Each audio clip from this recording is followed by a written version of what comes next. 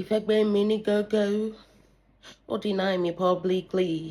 Ìfẹ́gbẹ́ mi ní gógó, ó deny me publicly. Ọ̀lẹ, ọ̀lẹ, ọ̀lẹ, ọ̀lẹ, ọ̀lẹ, ọ̀lẹ, ọ̀lẹ. Alágbára ṣiṣẹ́. Wo, o bá lọ Sony Music. Ṣé o gbọ́ mi? O bá lọ sí Beyonce record label. One thing is one thing lórí ìkànnì tá a mọ̀ pé ọ̀lẹ ọkùnrin tí ò lápáṣẹ́ tí ò rí nǹkan kan ṣe ló máa sunkún torí pé obìnrin jòun lẹ̀.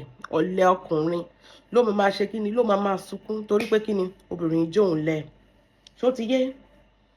Àlùjọ àlùjọ àlùjọ àlùjọ na by force àlùjọ na by force. Ṣó sọ pé ó lóun ò ṣe mọ́ ẹjọ́ ṣe dandan ni tó bá sọ pé ò rí nǹkan kan kò ṣoore fún ẹ kí ló wá dé tó fẹ́ lóṣò torí ọmọ ọlọ́mọ.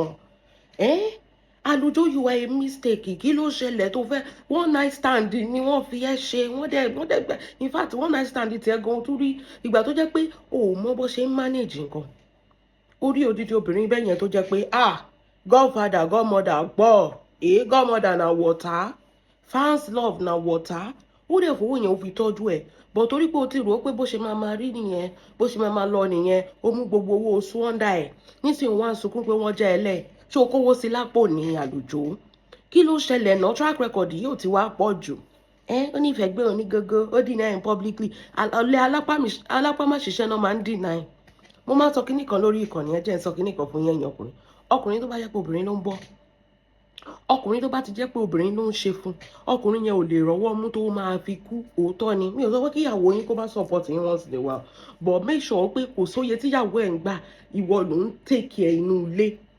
Is law of the matrix o àti animal kingdom o àti human kingdom o ṣe máa rí lion male lion ló máa provide fún lioness kò ní sọ pé kinní kan male lion ló máa ń gbóúnjẹ wá fún lioness kì í ṣe pé kinní àwọn ẹyẹ kan tiẹ̀ wà gan ní ayé ta wà tó jẹ́ pé bọ́ ṣe wà yẹn báwo mo ṣe fẹ́ sọ àwọn ẹyẹ yẹn bọ́ ṣe wà yẹn àwọn ló máa ṣe ilé tí ẹyẹ obìnrin fẹ́ gbé àwọn ló máa wá fún lóúnjẹ tó bá ti wà ní labour àbí tó bá ti ń hibernate lórí àwọn ẹyin but human race human species of men they are kì í ṣe gbogbo wọn o àwọn alálùbáríkà ló ń tẹ̀lé mi o àwọn tó máa ń fún àwọn oúnjẹ tán their provider àwọn tó tẹ̀lé mi bọ́ ṣe rí àwọn irú àlùjọ yẹn àwọn àlùjọ yẹn kí ló máa ṣẹlẹ̀ obìnrin jẹ́ ẹlẹ̀ tó yẹ kó o tẹpá mọ́ṣẹ́ ẹ̀ kó ibi tó fi ẹ́ sílẹ̀ sí kọ́ ló yẹ kó o ti bá ẹ̀ olórí burúkú ń kọrin kiri ó ń kọrin bóbìnrin yẹn pé kí ló yẹ jọ́sọ̀ orin tó wá ń kọ ẹ̀ ní pé kó wá fi gbẹ̀ ẹ́ padà àbí kíni àbí kóbìnrin má sàpọ̀ ẹ̀ wo first time ìpè ló ń gbé ẹṣẹ́ òun ní báyìí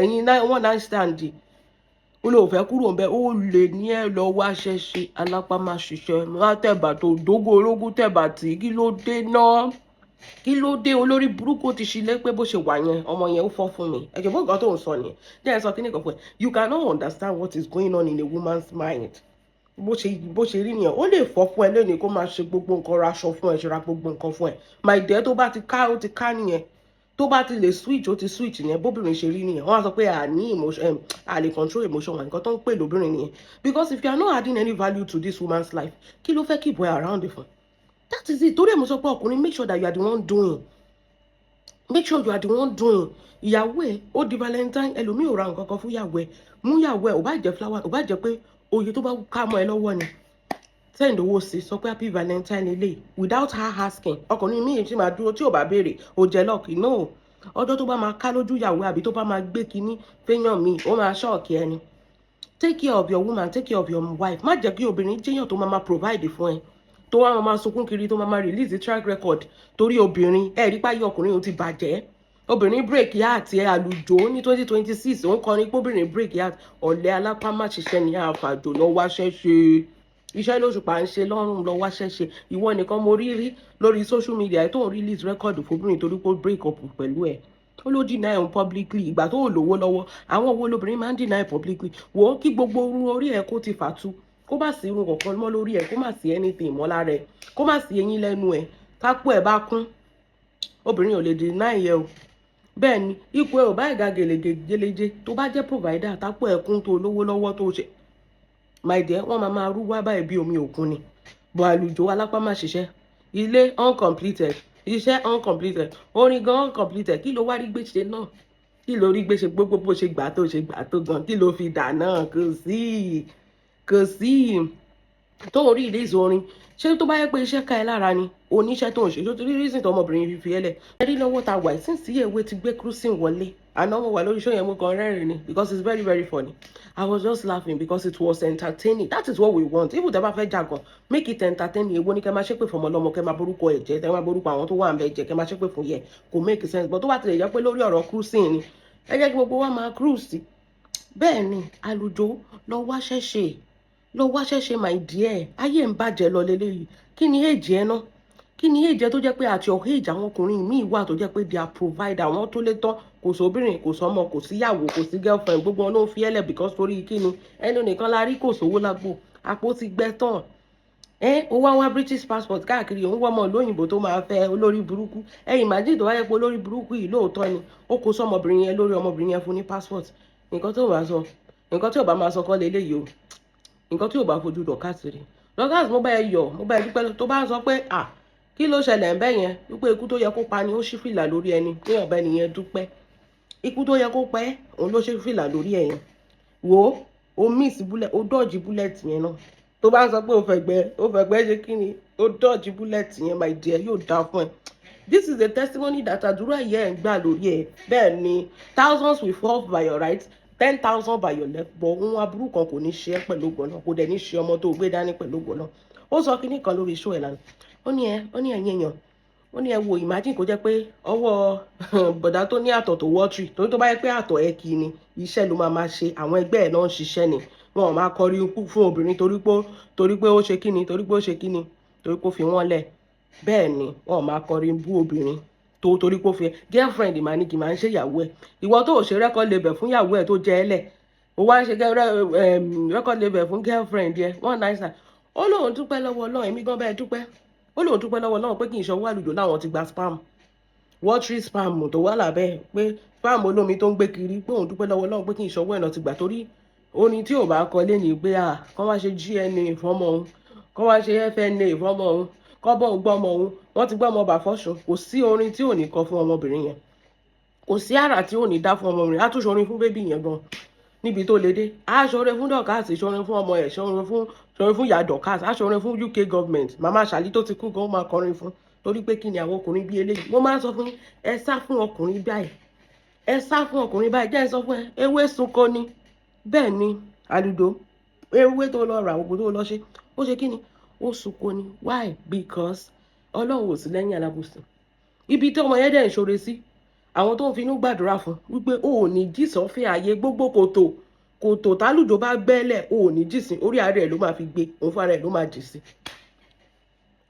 ló máa jì sí, tẹbítẹbí taratara. Bẹ́ẹ̀ ni gbogbo kòtò ìbànújẹ́ tó gbẹ́ sílẹ̀ fún Dorcas Adéyínká, òun fún ara ẹ̀ kọ́ ló jì sí. Inú kòtò ńkọ́ ló ti ń release music. Inú kòtò náà ni ìwọ ṣáà máa ṣoore tó ń ṣe lọ. Ìwọ fi gbogbo àwọn wèrè tó ń sọ̀rọ̀ lẹ́ o, máa ṣoore tó ń ṣe lọ. Don't let anybody stop you because o mọ bí tàdúrà ẹ̀ ti ń gbà, o mọ orí tó ń ṣe, o mọ àwọn tó bó ṣe ń ṣe fún ọmọdé ló ń ṣe fágbà, ló ń ṣe fárúgbó. Ramadan báyìí ó tún ṣoore níbi táwọn èèyàn kan ti ń jà káàkiri, Dorcas ń ṣoore kiri ni. Bẹ́ẹ̀ ni wọ́n ń pín oúnjẹ ní Ramadan ni, wọ́n ń pín oúnjẹ fáwọn èèyàn. This is one person that Ọlọ́run kò sí nǹkan tẹ́ lè sọ pa ẹ̀, at least she still doing. Ẹ̀yin mú wá ni tẹ gba gbogbo ẹ̀ máa yà náà, àárín nǹkan tẹ́ fi dà. Bẹ́ẹ̀ ni àárín nǹkan tẹ́ fi dà. Anybody wí o, tọ́rọ̀ bá bẹ́ẹ̀ wí kó láwọ̀ ẹ̀ kó fomi lò ní táàmù yẹwé máa lò fún ẹ̀, láwọ̀ ẹ̀ kó fomi lò kó rush kó jẹ bí indomie. So àlùjọ ìwọ ọgbọ́n ni mo bá lọ́rọ̀. So ti rí báyìí ẹ̀ ṣe ta torí obìnrin, wọ́n fún ẹ ní tasting lásán ló fẹ́ kú síbẹ̀. Dorcas ṣòwò yẹn ẹsẹ̀ ní kí ló dé, olórí burúkú lọ ṣoògùn. Díẹ̀ sọ kíní kan fún àlùjọ, oògùn ò kì í mú UK passport, wọ́n ti gba ẹ̀.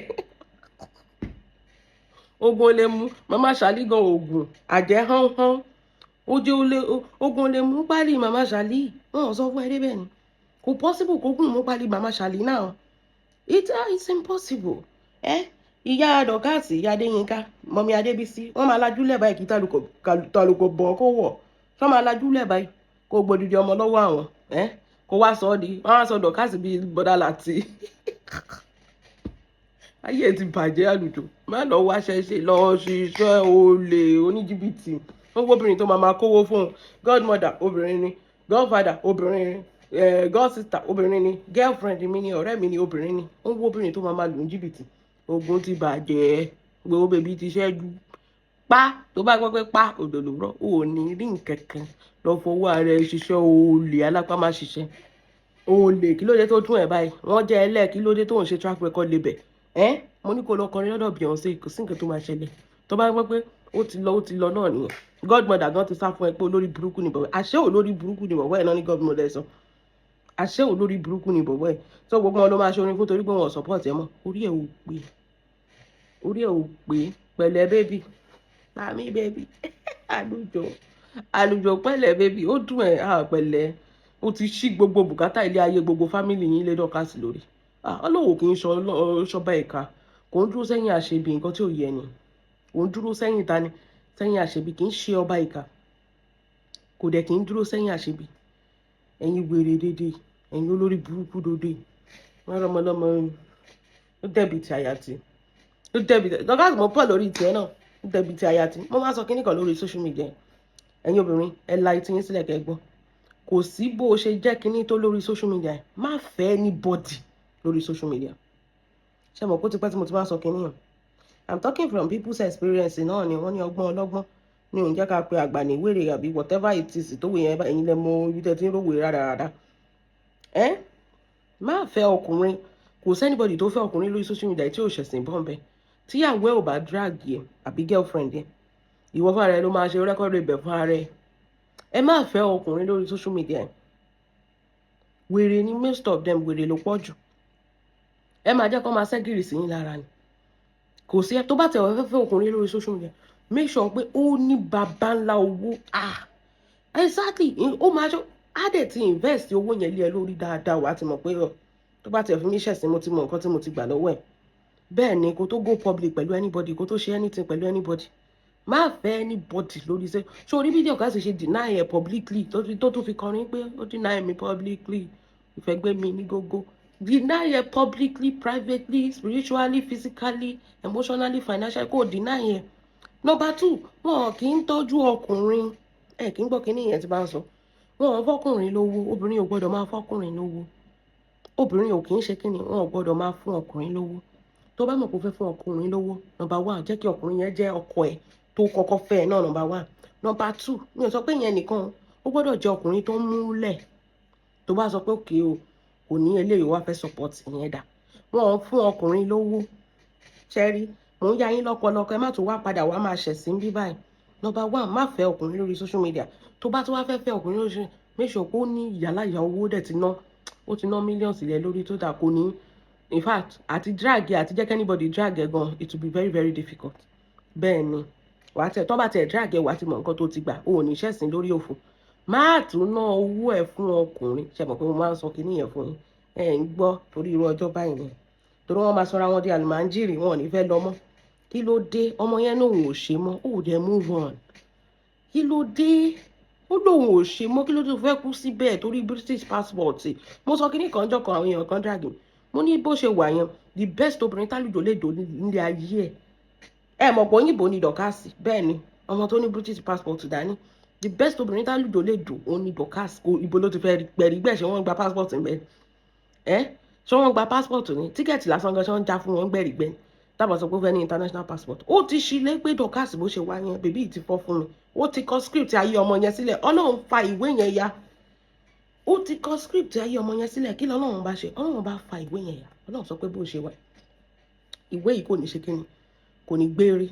Ọlọ́run ọba dúró tì lórí. Ọlọ́run dáná sun ìwé yẹn àti gbogbo èrò ẹ̀. Gbogbo wọn pátápátá náà jọ kẹ̀yìn ara wọn síra. Bẹ́ẹ̀ ni, bọ́lọ́run ọba ṣe ń ṣiṣẹ́ ni. Dorcas, you have to just relax and ó ti write script yẹn sílẹ̀. Pé bó ṣe wà yẹn. Bèbí bó dẹ̀ ṣe ń lọ yẹn sí torí ó kọ́, ó ní òmu bí ẹ̀yọ kan, ó lò ó fọ́ rẹ́kẹrẹ́kẹ́ fún ara kìíní náà, ara script náà ni. Ó mọ̀ pé ọmọ yẹn ò lè mú bí ẹ̀. Kí ló dé tó gbé bí ẹ̀ sí lọ́fun? Bẹ́ẹ̀ ni, ara script náà ni.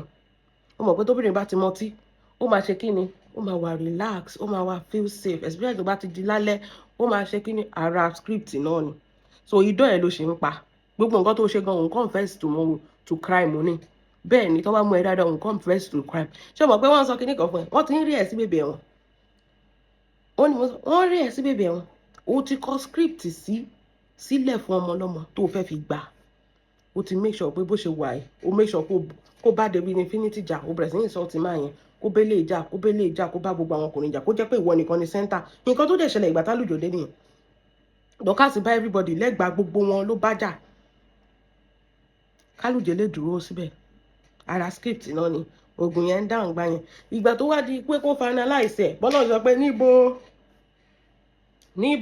ọlọ́run bá máa ní gbogbo ewé yẹn ó wí dàdànù ni ewé yẹn gbẹ mọ́ igi yẹn lórí bẹ́ẹ̀ ni igi náà sì di òkú nǹkan tó náà fi ṣe ọlọ́run wá sọ náà sí bẹ́ẹ̀ ni California wildfire ọlọ́run sọ náà sí ni ó jó báyìí hán ó dérú kò sí nǹkan kan tó rú mú bọ̀ bẹ́ẹ̀ torí ẹ̀ ló ṣe wà pain torí ìkòkò ọbẹ̀ ti fọ́ bẹ́ẹ̀ ni babaláwo ẹ̀ báyìí bí ara ṣe sán pa nìyẹn níbi tó wà pé kò ní jẹ́ kò ní dà fún ẹ àdúrà ló ń gbá agbára kọ́ bẹ́ẹ̀ ni ó máa dúró èèyàn tó jókòó tó ń gbàdúrà fọmọ yẹn ni ó máa dúró orí tó ń gbàdúrà fọmọ yẹn ìwọ wá fẹ́ jókòó fẹ́ dẹ̀bi ti àyàtì èèyàn ló rán bà bẹ́ẹ̀ kó máa ẹ má jà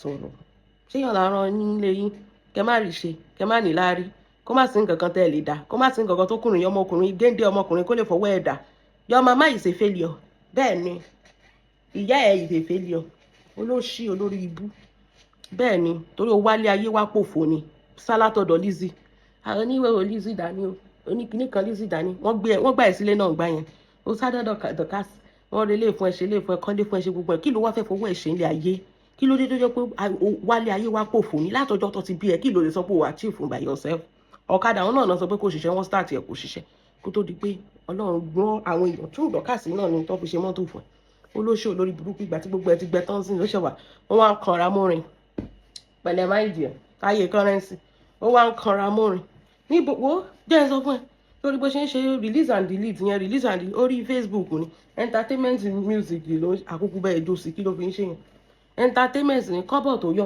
ò ní gbà ṣé wá jẹ́ kí n sọ kinní kan fún ẹ sórí mo láìkì bí Facebook ṣe lọ ṣé kí n já sí àbí kí n má já sí wọn ò ní bá ẹ ṣí orin yẹn látòrí wọ́ọ̀lù ẹ̀ sódà ò ní rí nǹkan kan pa wọ́n máa download orin yẹn wọ́n máa play ẹ̀ lórí wọ́ọ̀ tiwọn sódà ò ní rí nǹkan kan mú bọ̀ ńbẹ̀ ṣé o ti rí ó kàn ń ṣiṣẹ́ lásán ni instead of you to use your energy to focus on kíni nǹkan tó wà ṣé o ṣiṣẹ́ owó sí Dorcas lọ́wọ́ ni kí ló dé tó gbé gbogbo bùkátà ilé ayé family yín lé lórí ìran ẹ̀ ṣiṣẹ́ sí lọ́wọ́ ni àbójẹ yín gbèsè kí ló dé tó lè lọ fọwọ́ ṣiṣẹ́ àwọn ọkùnrin tó wà lórí social media iṣẹ́ náà ń ṣe náà gbogbo àwọn David Infinity tó ń mú sẹ́nu yẹn ṣé ìran ẹ̀ ṣiṣẹ́ tó wọn ni torí ẹ̀kọ́ ló fi jẹ́yàn ni tó ń wó obìnrin tó máa lẹ̀ mọ́ káàkiri o lẹ̀ kúrò lọ́dọ̀ Lizzy o lẹ̀ mọ́ Dorcas o bá bẹ̀jẹ̀ náà ni o tún ti lọ lẹ̀ mọ́ Yewé ń sìn báyìí ṣé orí ibi tó bá wù yín kẹ́ kóra yín dé bẹ́ẹ̀ ni kí Yewé wà kó má wà kẹ́fù bó ṣe lẹ̀ kúrò lọ́dọ̀ Lizzy o lẹ̀ mọ́ Dorcas o lẹ̀ kúrò ń bẹ́ẹ̀ náà ni o tún ti lọ lẹ̀ mọ́ Yewé ọjọ́ tó bá tún máa release track record fún Yewé ibi báyìí la máa wà Yewé ẹ jẹ́ ṣọ́ra yín ọ̀rọ̀ gang fighting ni ẹ ti kó wèrè mọ́mọ́ tọ́ ọmọ yẹn máa release record fẹ́yìn náà tí yín dẹ̀ ló máa brutal lórí social media yìí bẹ́ẹ̀ ni tẹ bá sọ pé ẹ̀ ń gang fight ẹ mọ bẹ́ẹ̀ ṣe ń gang fight o kẹwàá careful wèrè tẹ́ ẹ gbà tíra yẹn wèrè lọ́mọkùnrin yẹn o lè alápá má ṣiṣẹ́ ni kẹ́ tó mọ̀ nǹkan tó ṣẹlẹ̀ ó tún máa mú yín má bẹ́ ó tún máa bẹ̀rẹ̀ sí yín obtain wọn tẹ̀ lè ṣaláì máa obtain ẹ̀yin náà wọn lè ṣaláì máa obtain yín náà ó ti máa bẹ̀rẹ̀ sí yín obtain yín kẹ́ tó mọ̀ nǹkan tó ṣẹlẹ̀ bóyá ẹ̀yin lògùn ẹ̀ ń ṣiṣẹ́ lé láàrin ó ń lo ewé fún Yewé ewé tó lò fún Dorcas tí ó jẹ ó ti lọ dánwò lọ́dọ̀ Yewé ó dàbẹ̀ ni pé ewé òun ti ń jẹ Yewé ẹ pé mọ̀mọ́ yín kẹ́ ẹ sọ fún pé mọ̀mọ́ be careful olórí burúkú ẹ ti kó wèrè mọ́mọ́ tán bọ̀bọ́ yẹn ṣe scavenger hunt ẹ rí pé obìnrin ló ń lẹ̀ mọ́ káàkiri kò lè ṣiṣẹ́ kò lè dá nǹkan kan èèyàn tẹ́ ń pampa ó tún máa wá jáyìn lólé ara kó má tẹ̀ tún jáyìn lólé ẹ̀mí náà báyìí níbi tá a dé ẹnu mi kọ́ lẹ ti máa gbọ́ kó má ṣe kí ni kó má jáyìn lólé ẹ̀mí níbi tá a dé Dorcas this is a ó sọ kíní kan lánàá kí tiẹ̀ tó bẹ̀rẹ̀ sí fún ìwọ gan fún ara ẹ jẹ Dorcas ó ní ọjọ́ tó gbé èèyàn kan síbẹ̀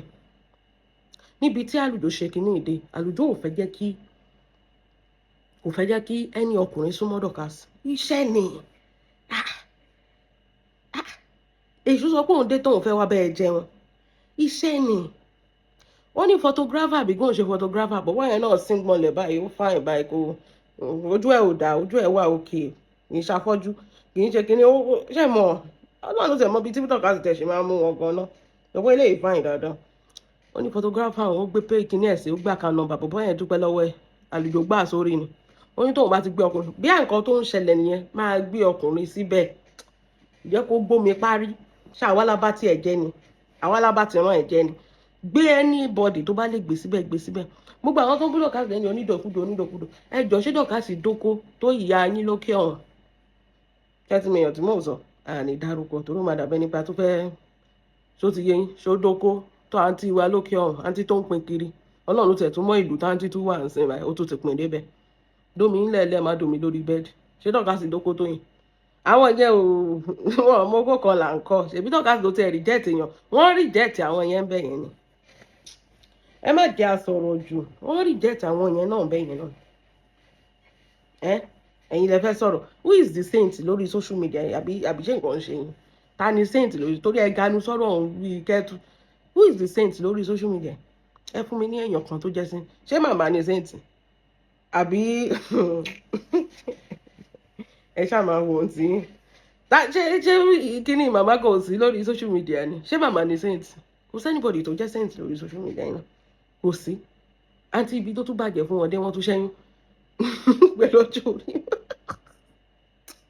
ẹ ṣáà máa wò ó tí ṣé ẹ ti gbọ́ ẹ ṣáà máa wò ó tí kò sẹ́nibọ̀dì tó jẹ́ saint lórí social media Dorkas gbẹ́jọ́kọ̀ kò kọ́ mi ọ̀rọ̀ tí wàá kọ́ ẹ̀ sí ó yẹ kẹ́ ẹ mọ̀ mí pé mi kì í ṣàbòsí mi ì dẹ̀ kì í ṣalábòsí but I'm going to tell you some truth today ó ní tójú bá ń ṣe pin a máa yọ báyìí a máa fi hàn ojú sórí gbogbo nǹkan tí màmá ń ṣe yẹn oníkálukú ti sọ̀rọ̀ ó ti wà obvious pé màmá ti fẹ́ bẹ ẹjà tẹ́lẹ̀ for a long time wọ́n ti ń wá avenue láti bẹ ẹjà but ó ṣe bí ọmọ ọgbọ́n ò tiẹ̀ dá wọn lò so still ìjà yẹn ò dùn já lórí mo gbọ́ tí màmá sọ pé àwọn ò ṣe kinní mọ́ àwọn ò ṣe kinní màmá ẹ continue mà ẹ má dúró àgbà ń gbádùn ẹ̀ náà lè ṣe máa dúró ìjà ò tí ì bẹ̀rẹ̀ ṣó ti ń jábọ́ ẹ gbọ́dọ̀ dúró àwa ń gbádùn ẹ̀ gbogbo èèyàn ló gbádùn ẹ̀ òun gan fún ara ẹ̀ gan sọ ìyẹn Dorkas gan tẹ̀ ṣe ṣòfò ó lóun gan ń gbádùn ẹ̀ ó ní ìbò ẹjọ́ ẹ má ṣe together ẹ jẹ́ àṣẹ lọ́tọ̀lọ́tọ̀ ẹ jẹ́ ẹ dín ní sùúrù tẹ́lẹ̀ bá ti parí tiẹ̀ kí wọ́n gbé tiẹ̀ tó tẹ́ bá lọ ṣe ń bí méjì how many phones ló wà lọ́wọ́ èèyàn báwo nìyẹn ṣe fẹ́ máa wo different people at the same time so ẹ fúnra yín lọ́rọ̀ sọ kí ẹ ti gbọ́n sí ṣe rí pé ọmọ yẹn fi maturity ò fi handle ẹ̀ nǹkan tó yẹ kẹ́yìn fi handle ẹ̀ bọ̀ ẹ̀yìn ò ní mi ò bú yín o màmá but it's the truth àwọn ọ̀wọ́ kan wà tó jẹ́ pé pẹ̀lú ọjọ́ orí yín kì í ṣèjà ló yẹ kẹ́ máa jà maturity ó yẹ káwọn ọmọdé máa jà kẹ́ máa pè wọ́n pé ṣe é gbádùn ṣé ẹ mọ̀ pé tí ń dàgbà ni àwa báyìí làwọn ń pè yín pé màmá ṣé ẹ mọ̀ pé tí ń dàgbà àwa báyìí làwọn ń pè yín pé ṣé ẹ mọ̀ pé tí ń dàgbà but Dorkas come here ọ̀rọ̀ ti kàn ẹ́ sí Dorkas jẹ́ sọ kínní kan fún ẹ ó ṣe nǹkan tí ò dáa in as much as mo mọ̀ pé gbogbo nǹkan tí màmá sọ about you is a lie torí màmá jẹ́ nǹkan tó jẹ́ pé some of the things mama is saying about you some I'm not saying everything tí màmá bá ti ń bẹ ẹjà kò sí rọ́tàn ní pamọ́ ẹ̀ I've known mama for too long for me to understand that mama used to parọ́ mọ́yàn tó bá ti ń báyàn jà wọ́n á parọ́ yẹn plainly báyìí ò ní lè dá òtẹ̀ ò ní rí traces tó máa ń bẹ ẹjà she will go to any length láti parọ́ ọmọ yẹn láti bà ẹ́ jẹ́ lójú gbogbo ọmọ aráyé but at the same time Dorkas àwọn kọ́kọ́ wà tí màmá sọ ń bẹ̀yìn I don't want to know because I was waiting for you to address it but you did not address it ibẹ̀ yẹn gbogbo mo fi mọ̀ pé okay what is exactly your problem Dorkas what is exactly your problem sórí èèyàn méjì Solid Kẹ́mi àti tani àti Gbébọ́dì ó bọ́ ṣe yakanyama ojú àwọn méjèèjì màmá jẹ́yàn kan tó jẹ́ pé màmá máa ń sọ pé Dorkas ò kí ń rántí orí ọjọ́ kan màmá ẹ níjà pẹ̀lú Gbébọ́dì àti Solid Kẹ́mi especially Gbébọ́dì that woman has been nothing but good and so a sweet soul to you ẹ wo bẹ́ẹ̀ ṣe tẹ́ńbẹ́lú wọn this will even make the people tó pera wọn ní close people to you kan wà very careful of you because ọ̀tọ̀ lèèyàn tẹ́ ń bá jà ọ̀tọ̀ lèèyàn tẹ́ ń fi kanra mọ́ ṣé nǹkan burúkú ni Gbébọ́dì ṣe àbó tí mọ̀ pé máa jà tẹ́lẹ̀ kó tó ra gèlè bíi mẹ́rin àti fìlà bíi méjì àbí mélòó lẹ́sọ̀ kó rà lọ́wọ́ yín fún birthday yín ẹ tún bínú lórí yẹn ẹ̀yin lẹ́ sọ pé odò ò support yín for any kinní àwọn people ẹ̀yin support yín wọ́n wá bá èèyàn pé káwọn join committee mo ń bọ̀ lórí ìtẹ́ odò cast bó ṣe rí àwọn méjì yẹn they came to buy something from you mo dẹ̀ wọ́n pé àwọn ọmọ odò kan náà wọ́n á ti ra gèlè yẹn anonymously tán dẹ̀ máa wá sí party yẹn torí ìtì yín ni the only reason tí n fi rà mi ò ní parọ́ fún yín is because I still don't want my identity to be revealed. Nísìnyí báyìí ó ti wáyé mi gan pé I don't even want my identity to be revealed because kò worth it at the end of the day. Kò worth it at the end of the day. I don't still want my identity to be shaking it to be revealed. Gbogbo nǹkan tó yọ àwọn ọmọ Dorcas nìyẹn lẹ́nu. Tó bá jẹ́ pé ọ̀rọ̀ yẹn ti go far. Ó ti go far. Gbogbo àwọn ọmọ ọlá yẹn, gbogbo àwọn adéyadé yẹn, gbogbo àwọn èèyàn tó wà anonymous yẹn. Gbogbo pátá ni màmá máa gbójú wọn jáde torí pé she is angry. Màmá jẹ́ ọ̀kan tó jẹ́ pé tó bá ń bínú kò ń yé wọ nǹkan tó ń ṣe mọ́. It's the truth, I'm not lying. The only two people tá a mọ̀ tó gbójú wọn jáde tó wà very shaking is who and who.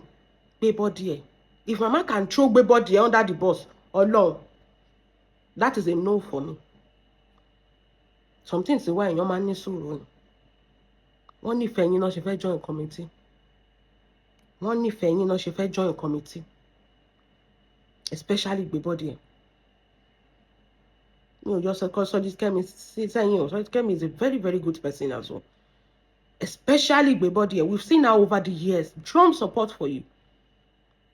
Ó máa gbé mátà yín sórí báyìí ni. Kò bá yín jà o. At the end of the day, látọjọ́ tẹ́ ti bẹ̀rẹ̀ sí ń bá Dorcas jà, lẹ́ ti bẹ̀rẹ̀ sí ń bá àwọn people wọ̀nyí jà. Ṣèbí Dorcas lẹ́ ń bá jà. Kí ló kọ àwọn Gbébọ́dì ẹ̀? Tẹ̀lé gbogbo wọn tẹ́ sọ pé block gbogbo wọn. Gbébọ́dì ẹ̀ is all over social media. Apologizing àti update àti live video. She's 10 times always there. Ẹ máa rí Gbébọ́dì ẹ̀ tó wọlé ń sìn. Ẹ jọ̀ọ́ ẹ má bínú. Ẹ jọ̀ọ́ ẹ má jà. Ẹ jọ̀ọ́ ẹ má bínú. Ẹ jọ̀ọ́ ẹ má jà. Ẹ má sọ báyìí náà. Kò dá báyìí. Ẹ jọ̀ọ́ ẹ jà parí gbogbo ẹ̀. Nǹkan tí Gbébọ́dì ẹ̀ ń sọ láti jọ́ tí kinní yẹn ti bẹ̀rẹ̀. But still no, it's not enough. Mama, ayé ò lè parẹ́ torí ti yín. Ẹ calm yourself down. Bẹ́ẹ̀ni. And one thing you don't understand is that nobody is begging anybody for attention on this social media anymore. Oníkálukú tí wọ́n ti wà. Ìfẹ́ yín tán níná fi ń padà wá tó fi ń bẹ̀yìn tí gbogbo wa fi jáde tá fi ń bẹ̀yìn. Kì í ṣe pé you have anything on us. Ìfẹ́ yín ta ní ni. Ìfẹ́ làwọn èèyàn fi ń jáde tó fi ń bẹ̀yìn. Solidkemi jáde lórí show lánàá. Kò sẹ́bẹ̀ tọmọ yín ò bẹ̀. Ẹ jọ̀ọ́ màmá, ẹ má bínú ọmọ yín ni. Kíní kan ṣe kíní kan. Everybody have been begging you in inbox. Kí ló ṣẹlẹ̀? Ẹ̀yin jọ́ lọ́run ni. Gbogbo èèyàn ló ti stage show ṣe gbogbo ẹ̀ mo mọ ọ̀rọ̀ tí mo sọ sódò nation now. Ọba ńlá jáde lánàá kò sí ọ̀rọ̀ tí ò sọ tán sí Dorcas. Why? To please you. Still you are not pleased. Ibi tí ò ti wá yé mi lọ́rọ̀ yín ni pé kí ni àwọn Gbébọ́dì ẹ̀ ṣe fún yín? Kí ni Gbébọ́dì ẹ̀ ṣe fún yín? Tẹ́ mú wọn tó ẹ throw wọn under the bus. Kán refund owó wọn. What? Àwọn èèyàn tó wá sọ pé ẹ jẹ́ n sọ kíní kan fún yín. Èmi bí mo ṣe wà yìí, mo ní tìjú o. Bẹ́ẹ̀ ni. Èmi wọ́n náà tí mo fi fẹ́ ra gèlè yẹn ni láti joy. That's why I've been posting it. Mi tí ì rí èèyàn tí ò ní wá trace back to me.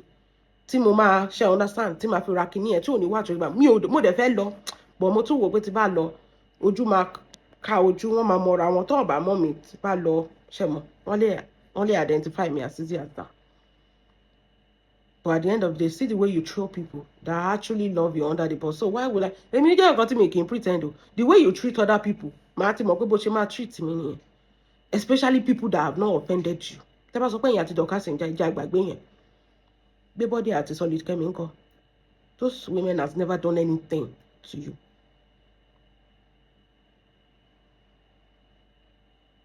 They have never done anything to you. Àwọn kọ̀ọ̀kan mi wà àṣàgbàlagbà kò tí ẹ yẹ kẹ́ sọ jáde. The way you talk yesterday, ó jẹ́ kí n understand it pé mama, ìbínú yín ò dáa o. Gbogbo àṣírí tẹ́ni ẹ bá ní lọ́wọ́ yín pátá ẹ máa tú jáde.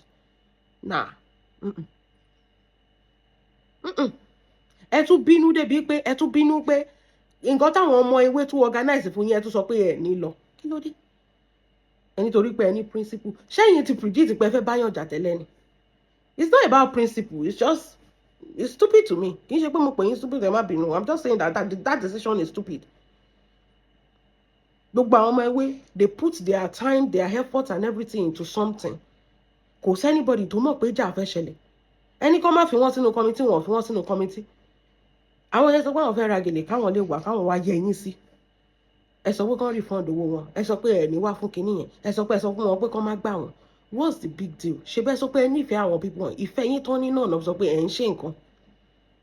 Màmá, ẹ lè sọ pé àwọn Odo Nation invite yín. Ṣé wọ́n fẹ́ invite yín lọ Nàìjíríà láti lọ ṣe Christmas party ni? Àbí kí ló ń ṣe tán fẹ́ invite yín? Wọ́n lè invite yín lọ Nàìjíríà. Ṣebí Nàìjíríà náà àwọn Odo ti ń ṣe nǹkan most of the time. Wọ́n joyè Nàìjíríà ni, wọ́n ṣe ìkómọ Nàìjíríà ni, wọ́n ṣe Christmas party Nàìjíríà ni. Kò sí nǹkan tó ń ṣe Nàìjíríà ni. Ẹ̀yin ò dẹ̀ kí ń dé Nàìjíríà. Gbogbo ìlú lẹ máa ń dé ẹ̀ ń dé Nàìjíríà. So báwo náà ṣe fẹ́ involve yín? That's number one. Odo Nation is lean towards Nigeria. Gbogbo èèyàn ló mọ̀ yẹn. Very lean towards Nigeria. Dorcas when it tó wá fẹ́ ṣe ẹ̀ nídìí kó máa lọ sí ẹni ìlú. Naija ló ń lọ straight. Àwa ti wà Naija o. Àwa ò ní pẹ́ dé Naija o. À ń lọ sí Naija o. Gbogbo nǹkan tiẹ̀ Naija ni. Ẹ dẹ̀ kí ń lọ Naija. Torí ẹ ti mọ̀ pé máa arrest yín. So báwo lẹ ṣe fẹ́ yẹ kó máa involve yín sínú plan ní Naija? Àti pé àgbàlagbà ni yín. Ṣé Christmas party náà fẹ́ gbé yín wá láti odidi ìlú òyìnbó kán gbé yín lọ Naija fún ni? Kì í ṣe pé wọ́n ń ṣe nǹkan rẹpẹtẹ náà ní Odo Nation. But ìgbà tẹ́yìn ń ṣe birthday ẹ̀yin àgbàlagbà ni yín. Ó easy fáwọn ọmọ kékeré láti wá yẹ yín sí. But kò easy fún ọmọ kékeré láti pe àgbàlagbà wá sí party ẹ̀ pé ẹ máa bọ̀ fún Christmas party wa. Come on now, make it make sense. Party mélòó gan làwọn Odo ṣe? Make it make sense now. Party mélòó làwọn Odo ṣe? Tí Ìyábọ̀ tẹ́ lọ, màmá, torí pé wọ́n ṣe ti Ìyábọ̀ ní Tanzania ni. Torí gbogbo wedding yẹn Nàìjíríà ni. Tọ́wọ́ bá ṣe ní Tanzania, màmá ṣe máa lọ ni. Ẹ ní lọ náà. Gbogbo eléyìí tán ṣe ní Nàìjíríà ṣe lọ ni. And that is a very big elaborate party. Celebrity party. Dorcas, èèyàn mélòó ló ń wá bọ̀? Gbogbo àwọn Odosians náà nìkan náà ni. Kì í ṣe celebrity party. Just a Christmas gathering, get together, you know, enjoy ourselves, you know, render help to people and all that. I think you don't understand bóyá kí n sọ pé ẹ understand bẹ́ẹ̀ ṣe rí sí bí àwọn Odo ṣe rí. You want to throw a massive party in America? Of course, people will come. People from other teams that support you will come. It's common sense. But has Dorcas ever throw a big party like that? Ká sọ pé ní UK, àbí ní anywhere that was in Nigeria? No, she has not. So kí ló fẹ́ invite yín fún? Èmi kò rí pé ẹ kàn bínú. Torí pé ẹ kàn fẹ́ bínú. Ẹ bínú ẹ tún bínú fáwọn sí àwọn ọmọ ewé. Ẹ tún sọ pé ẹ ní wá sí nǹkan táwọn ọmọ ẹ. At this point, I feel like you don't even know what. I'm sorry. So you can angrily cancel the plan that you have with your own team member just because you are angry with another team member. It doesn't make sense to me, I swear. Ẹ kúkú dá gbogbo ẹrù náà torí pé ẹ ń bínú, àbí? Tó wáyé pé Dorcas ló bá yín organize gbogbo ẹ̀ láti bẹ̀rẹ̀ nǹkan, kí lẹ máa ṣe? Ẹ máa sọ pé ẹ ṣe mọ́. Ìgbà téèyàn kì í ṣọmọdé. Ló dàbá àwọn ọmọ táwọn fún ní food tó sọ pé no mommy I don't want, tó ń mi orí. Bọ́rọ̀ yín ṣe rí ìwẹ̀ náà. Ẹ tiẹ̀ ti dàgbà náà, so of course.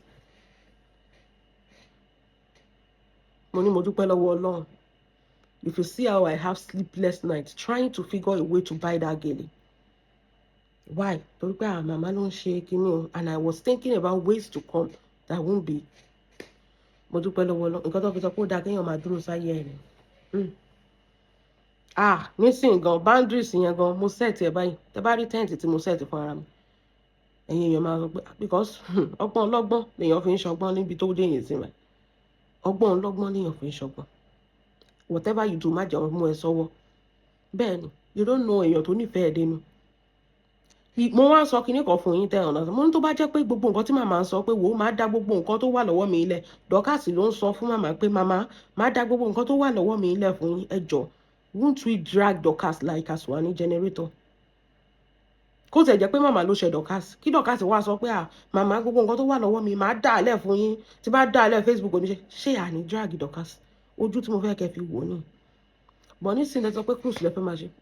nǹkan tó bá rí kẹ́ ṣe gbogbo nǹkan tó fẹ́ sọ náà lẹ ti sọ yẹn kò sí nǹkan tó jẹ anybody lójúmọ́ but ó lọ fà ó àwọn tó ń bá yín ṣe náà ló mọ bọ́ ẹ ṣe ń bá wọn ṣe torí mo rí bọ́dá yẹn tó pé wọlé tó ń explain ìgò dey explain tire Dorcas gbẹjọpọ ẹ kò bọ síbí báyìí. Let me tell you some things. At this point, I think, let me tell you, I will tell you as plain as it is. I don't think you know how to run a team. Mi ò sọ pé o kì í provide you. Mi ò kì í sọ pé o kì í ṣe kíní. I think behind the scene, Dorcas, ìwọ gangan ló ń tẹ́ńbẹ́lú team ẹ̀. Kan tó fún màmá ní kíni, nǹkan tó lè fún màmá, ṣé o mọ̀ pé nǹkan táwọn girls yẹn bínú sí yẹn pé kí ló máa fún àti àwọn ọmọ David Infinity, kí ló máa fún àwọn màmá ní audacity láti máa rubbish àwọn ọmọ Odo Nation wípé bẹ́gibẹ́gi ni wọ́n, money laundry ni wọ́n, torí nǹkan tẹ́yìn méjèèjì jọ sọ lẹ́yìn ni. Torí ẹ̀ mo ṣe sọ síwájú, that is as close I can put it, as plain as I can put it, àbí báwo ni ṣe ń sọ. You don't know how to run a team. You have to go and learn leadership skill. Whatever the case may be, you do not talk about your ọmọ ẹgbẹ́ to anybody. Whatever it is they have done to you. You need to learn leadership skill. You need to learn how to be a leader. Sórí gbogbo nǹkan ní ayé kíkọ́ ni o. Ṣé rí receptionist lásán, receptionist, àwọn customer service yẹn, wọ́n lọ school. Àwọn tó máa attend sí ẹ, owó lobby, owó kinní kan, owó kọ́kọ́ rí owó ọ́fíìsì kan, àwọn tó máa attend sí ẹ mẹ́yìn, wọ́n lọ school. Tá bá sọ pé èèyàn tó jẹ́ pé bíi CEO àbí CFO àbí iṣẹ́ ọ̀nà chief àbí nǹkan kan, you have to learn, you have to go to school or read more about what is called leadership. I'm never going to sugarcoat it for you. Because there are some things tí ewé ń sọ. I want to believe that half of it are not true and half of it are true. The one tó sọ nípa pé you are talking to her about your team member negatively. Dorcas. Nah. Ìwọ ló lọ ń sọ fún outsider. Ẹ wá sọ pé kí ló dé tí mama disrespect Odo Nation. Mama has a point now. Ìwọ ló lọ ń sọ fún outsider wípé ẹ má dá wọn lé lóhùn, kí ni wọ́n wá kiri, ẹ má fún wọn o, ẹ má fi wọn sí o, ẹ má ṣí ẹ wọn o. Mama keeps saying that. I don't think that's a lie. Ṣebí èèyàn kan pé wọlé and he was confirming it. Ẹ má fún wọn o, ẹ má ṣe lé o. Ó lóun dẹ́ sọ pé òun ò fẹ́ wàhálà Dorcas o. Àwọn team member ẹ wọ́n ní ò kì í ṣe àwọn. Wọ́n á lọ bá màmá pé kó polówó ọjà fún un. Ìwọ ló ń sọ fún màmá pé kí ló dé tó ń ṣe àwọn team member ẹ. A lot of things were said o, Dorcas. Lórí àwọn sọ pé can you even lead? That's the problem we have today. Because you cannot lead. Ọ̀tọ̀ ni pé màmá bú yín, màmá sọ̀rọ̀ sí yín. Dorcas ló gbé yín lé màmá lọ́wọ́ náà. Dorcas ló ta gbogbo iṣẹ́ yín fún màmá. The things Dorcas say about you to mama, bóyá bínú ẹ̀ dẹ̀ ṣe rí ni, but still, that is not how to lead a team. The things you said about your nation to mama, òun ni màmá fi ń sọ̀rọ̀ sí wọn lọ́jọ́ tèmi. Quote me anywhere. The way bó ṣe gbé àwọn people yẹn bó ṣe portray wọn ní ọwọ́ màmá, òun ni màmá fi ń ṣe kíni ló fi ń sọ̀rọ̀ sí wọn léni.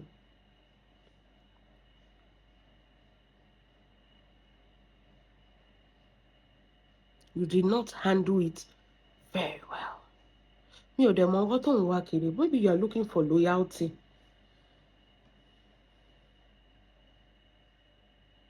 Àbí ká dẹ̀ tó wá wò bí eléyìí pé bóyá Dorcas, bóyá ẹ̀rù ń bà pé tí nǹkan bá lọ ṣẹlẹ̀ láàrin màmá àtàwọn tíìmù yẹn, káwọn tíìmù yẹn má lọ máa disrespect màmá. Tá bá tún fojú yẹn wò náà, she may be right pẹ̀lú àwọn team member ẹ̀. Torí by the time tí gbogbo ẹ̀ bá máa já lẹ́ǹsìn, orí ẹ̀ náà ló máa fi lé pé àwọn tíìmù ẹ̀, àwọn ló wá ń sọ̀rọ̀ sí màmá, kí láàrin fín, kí ni gbogbo kinní yẹn. Bí àtòrí ẹ̀ ló ṣe ń wọ́n náà láti kọ́ọ̀bù wọn. But either way,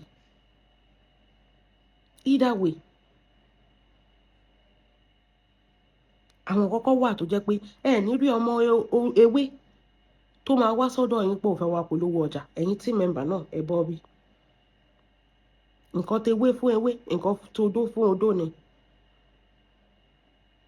Going to Mama that you want to be in a team member, why? Let them organize their committee, number one. Let them, don't advertise with them. Stay on your own team, in your own lane. Dorcas to telling Mama not to advertise for people or to not to put them in committee is messy. Kò tí ẹ yẹ kí àwọn èèyàn kan sọ pé àwọn fẹ́ join committee, tá bá sọ pé ká wà frank. Ẹ kì í ṣọmọ nation yẹn náà. Kò yẹ kẹ́ sọ pé fẹ́ join committee.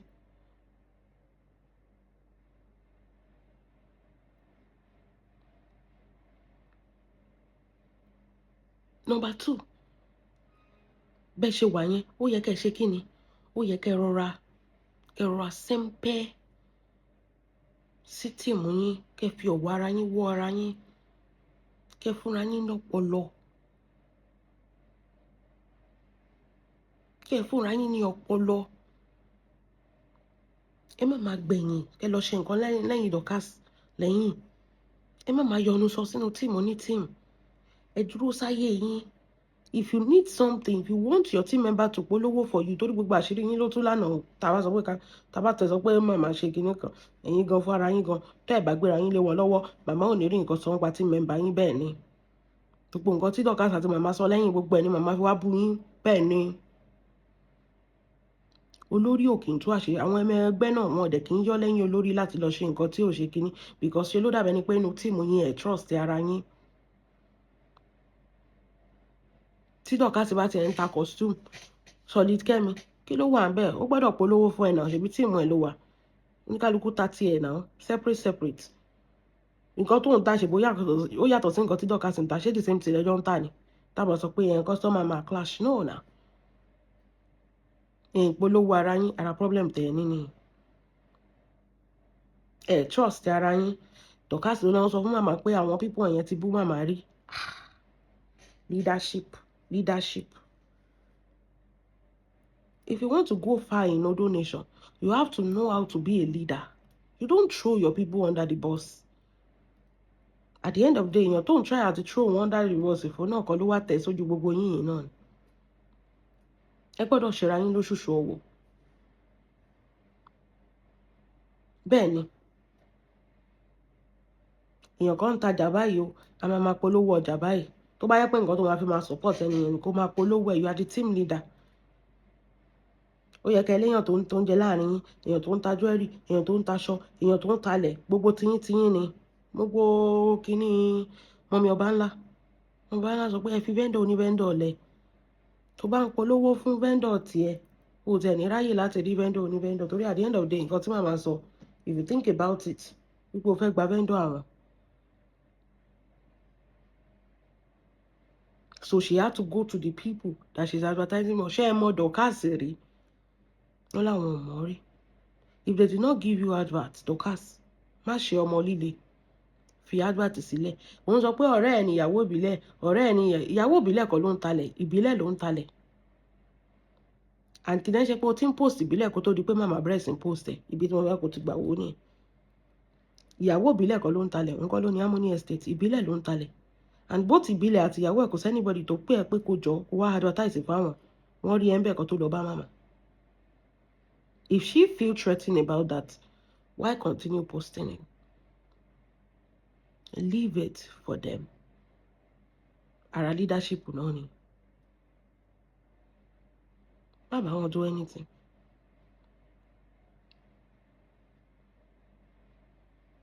If that is what is paining her, leave ìbílẹ̀ advert for them. In fact, no ní ládàá gbogbo nǹkan tí ìyèwé sọ gan, èmi gan learn to stay on my lane. Mo sọ fún yín lẹ́yìn àǹtí Ìyábọ̀. Bẹ́ẹ̀ ni, return of Arinzo, mi ò polówó any celebrity mọ́. Bẹ́ẹ̀ ni, kí ló kàn mí? Ilé ìta polówó gan ṣáà rí thank you. Bẹ́ẹ̀ ni, para ọmọlẹ̀ mi ó kọ́ ọ̀rọ̀ wọ̀ sí. Bá ṣe kéré tó ìta bá advertise yín, ò bá jẹ́ yàn kan péré gan ló wò látọ̀dọ̀ wa, ara ẹ̀ náà lára ẹ̀. Bọ̀ wá máa ṣiṣẹ́ fọ̀. Ilé tó tẹ̀ tí wá dẹ̀ bẹ́ẹ̀ ni pé wọ́n fẹ́ gba vendor náà ṣe ń polówó. Èmi máa ń polówó ìbílẹ̀ dáadáa. torí pé Lizzy gbé sórí bíi pé òun fẹ́ bà ti máa yẹn jẹ́, and ìgbà tí mo ti rí bọ̀dà Saheed, it's true, mo ti rí bọ̀dà Saheed Òṣùpá ń bẹ̀, Alhaji Saheed, mo dẹ̀ ti tún rí Queen Mother lọ́dọ̀ Ìbílẹ̀, so of course it's like a free advert for me láti polówó. bọ̀ nísìn oníkálukú dúró sórí ilé ìní, èèyàn tó bá fẹ́ kí bóun polówó wàá san owó ni, kò ní dàbẹ̀ ní pé wọ́n lọ jẹ́yàn kan gbà bí mo ṣe wà yìí ìwọ̀sí ń bà because lórí social media this is the first time tí mò ń gbọ́ pé wọ́n tún já vendor gbà, mi gbọ́ rí wọ́n já vendor gbà, mi gbọ́ yẹn rí, ìyẹn gan ṣọ́ọ̀kì mi. ìgbà tí Stargurl ń ṣe issues sí Alágbo àti ọkọ ẹ̀, kí ni mo ṣe? mo mú ìyálé, mo bẹ̀rẹ̀ sí post ẹ̀, mo tẹ̀ rí fídíò kan nípa ìyálé ń ṣe, so hope she's fine, I hope she's fine.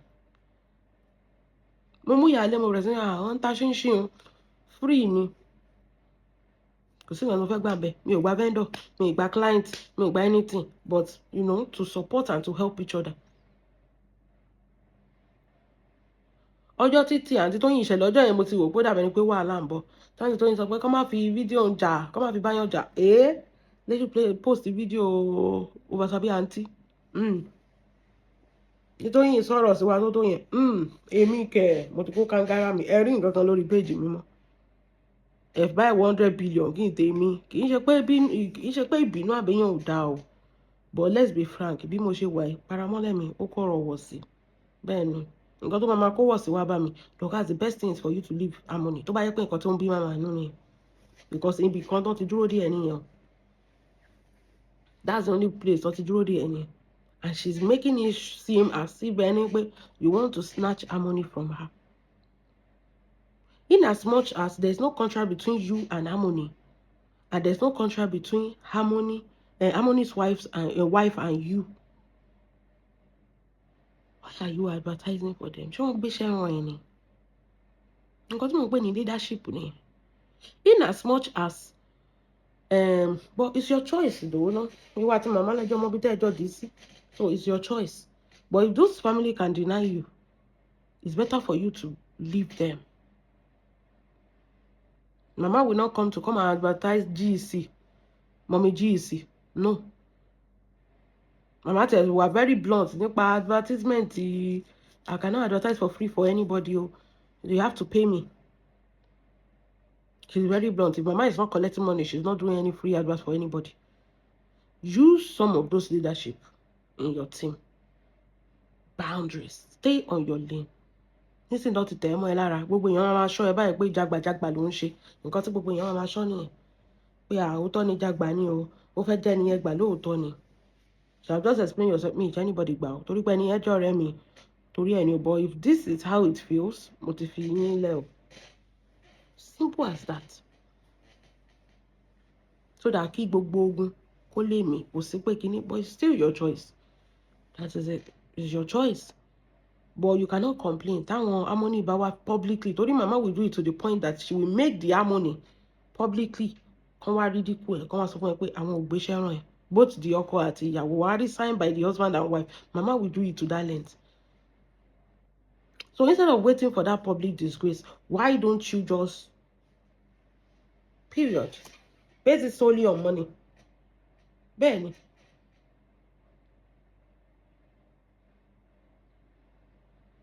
That's that concerning that. And you need to learn leadership. Leadership ò ní ṣe pẹ̀lú ọjọ́ orí. But you have to learn how to control a team. How not to talk bad about your team to anybody.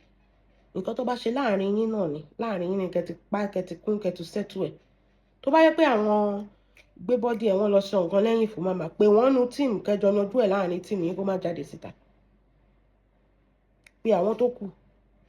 If you know that there's something, irú Sọlikẹ́mi tó lọ bá màmá pé lọ́kàtò kí n polówó pé lẹ́yìn kẹjọ settle ẹ̀ pé tó bá yẹ pé nǹkan tó ń bí ẹnu ni, instead of you going there to go and shake it, tell everybody inú tíìmù yín, nínú small circle tẹ́ ẹ ní, like how will I call it, small WhatsApp group yín, kẹjọ iron things out. Wípé wọn kì í rànù ẹgbẹ́ bíi eléyìí.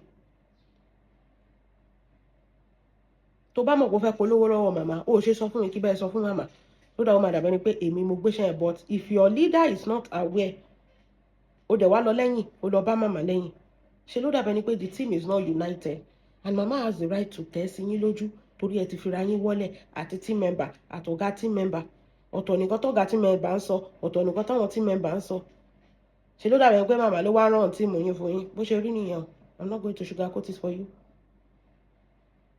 ó yẹ kẹ́ pera yín jókòó kẹ́dẹ̀ bá ara yín sọ òótọ́ ọ̀rọ̀ lórí inú ìbínú màmá náà láti ń rí òótọ́ tó ń jáde fún yín bẹ́ẹ̀ ni ẹ̀yin lẹ gbéra yín wọlé níwájú màmá gbogbo nǹkan tí iṣẹ́ bọ́dá David ń sọ ní orí live video yẹn nìyẹn màmá would have never disrespected you tẹ́yìn náà bá lọ gbéra yín wọlé lọ́dọ̀ wọn so bọ́dá mi àlùjọ wọ́n lẹ tún ti delete orin sórí kọ́bọ̀ tó yọ o ò lè méèkì lórí orin bẹ́ẹ̀ ni o ò lè méèkì ẹ̀ lórí orin kọ́bọ̀ tó ṣe kíni tó yọ ó jẹ́ tó bá mọ̀ nǹkan tó ṣe kù fún ẹ̀ ń sìn mọ́ ó jẹ́ kó kángára ẹ̀ ìfẹ́ gbé ẹ̀ ń gógó ní 2026 táwọn ẹgbẹ́ ẹ̀ ń ṣiṣẹ́ tó ń méèkì owó ó lè aláìlójútì ó ń wóbìnrin tó máa kówó fóun ó jẹ́ gbé ara ẹ̀ ní gógó kó lọ gbé ara ẹ̀ kíṣẹ́ gbé ẹ̀ ní gógó ń sìn kó tètè lọ wáṣẹ́ gidi ṣe kó má bàa bá yára ẹ̀ jẹ́ wàá kọrin from now to 20 years orí wọn gbé ẹ̀ ń gógó yẹn ni ó dẹ̀ move on ṣé ò nìkan lóbìnrin tó wà láyé ni ó ní ṣùkùṣùkù bámbám tó bá wú kó bẹ́ kí ló dé tí wọ́n ò dẹ̀ fẹ́ kúrò lórí èèyàn tó máa wú tó máa bẹ́ British passport tó ránjú mọ́ ẹ lójú in your dreams àlùjọ in your ṣé kí ni in your dreams ìyẹn ti lọ ó ti lọ náà ni ọmọlúàbí ẹyọ kan kò sí lára ẹ̀ ọmọlúàbí ẹyọ kan kò ṣe kí ni kò sí lára ẹ̀ ìyẹn ti lọ ó ti lọ náà nìyẹn má lọ múra sí ọ̀rọ̀ ayé rẹ̀ kó máa wóbìnrin tó máa kówó fún ẹ ọ̀lẹ jígólò wọ́n wóbìnrin tó máa kówó fáwọn ó lè ọ̀lẹ àwọn ẹgbẹ́ ẹ̀ ń faṣẹ́ láàárọ̀ faṣẹ́ lọ́sàn-án faṣẹ́ lálẹ́ ó lè ń sọ pé ìfẹ́ gbé òun gógó kò tí gbẹ́ ń gógó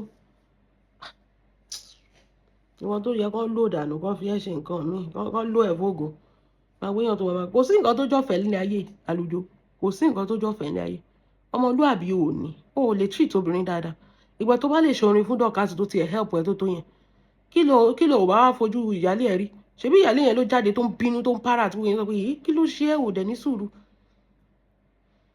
nǹkan tó bá ti fojú ọmọ yẹn rí inú ilé ọkùnrin tó máa ń wí kótókótó ẹ wá sọ pé ìyálé fi ilẹ̀ dọ́kàsì náà fi ilẹ̀ wọn ò ní fi ẹlẹ̀ má lọ wáṣẹ́ ṣe ó lé ọ̀lẹ láì lójútì ní èèyàn mi kọjá bó ṣe jẹ́jà rè this is the summary of gbogbo wèrè tó ṣẹlẹ̀ lánàá gbogbo bó ṣe rí lánàá cruise lane láwà síbẹ̀ àti ẹja mọ́ gbogbo ẹ̀yin tẹ̀ ń bára yín jà mi ò ka comment ṣe mọ̀ pé mo sọ fún yín mo fẹ́ everybody ilé ẹ̀ máa comment kò sí nǹkan tó kọ́ mi èmi ti sọ tèmi mo ti kúrò lórí ẹ̀ bá ìbú mi ẹ̀ bá ìbú màmá ẹ̀ bá ìbú dọ́kàs ẹ̀ bú gbogbo wa papọ̀ èmi ti sọ tèmi mo ti kúrò lórí ẹ̀ nìyẹn mi ò jẹ́ anybody lẹ́ni explanation bó ṣe rí nìyẹn ẹ jẹ́ mọ̀ nǹkan tẹ́ bá feel God bless you have a wonderful day.